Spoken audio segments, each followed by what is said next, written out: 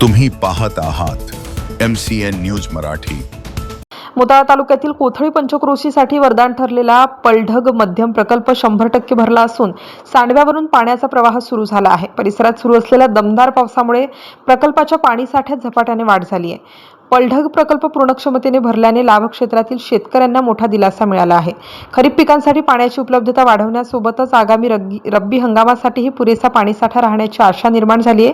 त्यामुळे गहू, हरभरा, ज्वारी यांसह विविध रब्बी पिकांच्या लागवडीला आधार मिळणार आहे। पावसाची स्थिती कायम राहिल्यास प्रकल्पाच्या पाणलोट क्षेत्रातून आणखी पाण्याची आवक होण्याची शक्यता आहे। त्यामुळे संबंधित यंत्रणेकडून प्रकल्पाच्या पाणी पातळीवर लक्ष ठेवले जात असून प्रकल्प 100% भरल्याने परिसरातील शेतकरी वर्गात समाधानाचे वातावरण आहे। MCN न्यूज मराठीकरिता कृष्णा पाटील, मोताळा।